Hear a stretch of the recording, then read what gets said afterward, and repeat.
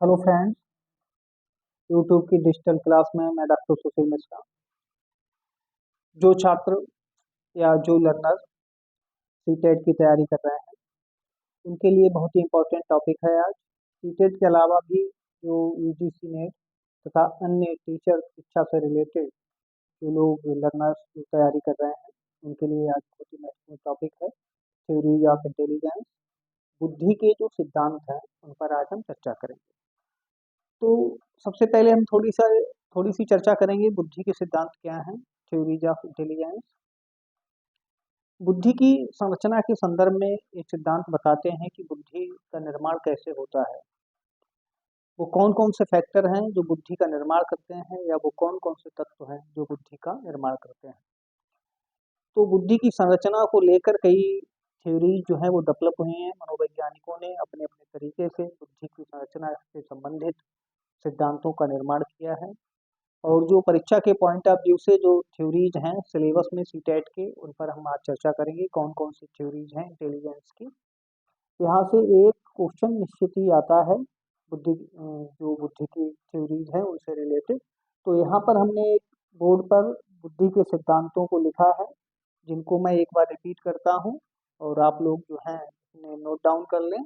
वो सिद्धांत हैं, सबसे पहला हमारा सिद्धांत है एक तत्व सिद्धांत। ये अल्फ्रेड बिनय ने दिया है, बुद्धि का वन फैक्टर थ्योरी। दूसरा है द्वितत्व सिद्धांत, स्पीयरमैन ने दिया है, two factor theory of intelligence. और तीसरा है बुद्धि का बहुतत्व सिद्धांत, multi factor theory of intelligence, ये थॉर्नडाइक ने दिया है।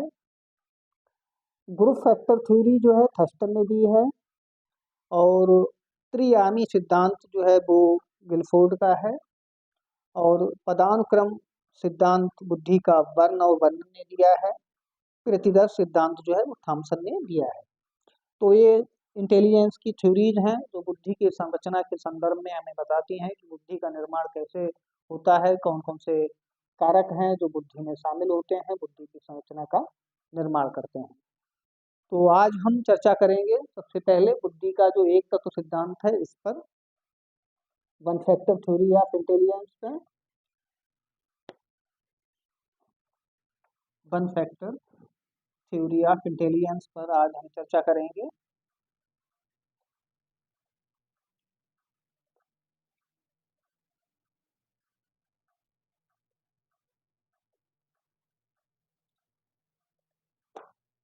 बुद्धि का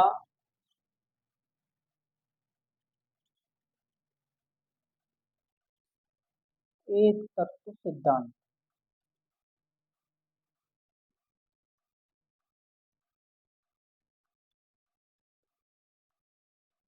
या इंग्लिश में इसे यूनिफैक्टर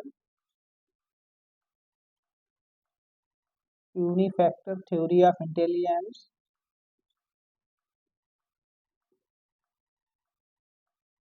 इंटेलिजेंस या one factor theory of intelligence कहते हैं। One factor theory of intelligence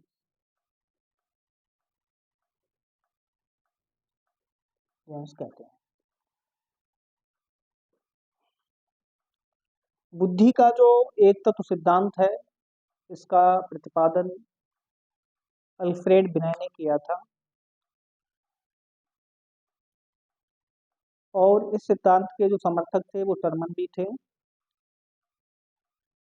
इस सिद्धांत के अनुसार जो है बुद्धि एक अविभाज्य इकाई है, यूनिफैक्टर है, जिसको अलग नहीं किया जा सकता है। ये सिद्धांत ये भी बताता है कि समस्त मानसिक क्रियाएं जो हैं एक इकाई के रूप में कार्य करती हैं। व्यक्ति जितनी भी मानसिक क्रियाएं करता है उन सभी मानसिक क्रियाओं में एक ही बुद्धि कार्य करती है। इसलिए इस सिद्धांत को एक तत्व सिद्धांत कहते हैं। जितनी भी मानसिक शक्तियां हैं वो सभी मानसिक शक्तियां जो हैं एक ही इकाई के अधीन हैं। इसलिए इस सिद्धांत को निरंकुशवादी सिद्धांत भी कहा जाता है। एक क्वेश्चन भी पूछा जाता है कि बुद्धि का कौन सा सिद्धांत निरंकुशवादी सिद्धांत कहलाता है, तो हमें ध्यान में रखना है बुद्धि का one factor theory of intelligence जो है वो निरंकुशवादी सिद्धांत कहलाता है, जिसको अंग्रेजी में मोनारिक थ्योरी ऑफ इंटेलिजेंस कहते हैं। अब इस सिद्धांत की आलोचना हुई। आलोचना के पीछे कारण ये था कि व्यक्ति जो है विभिन्न प्रकार के कला कौशलों में दक्ष होता है, तो एक ही उसमें इंटेलिजेंस काम करती है, एक ही बुद्धि काम करती है, ये संभव नहीं है। क्योंकि देखा गया है कि जो व्यक्ति जो है विज्ञान में निपुण है, ये जरूरी नहीं है कि वो व्यक्ति उसी मात्रा में गणित में निपुण हो या कला कौशल में निपुण हो। इसलिए इस सिद्धांत को अमान्य घोषित कर दिया गया है। फिर भी बुद्धि की संरचना के संदर्भ में इस सिद्धांत अपना महत्व रखता है।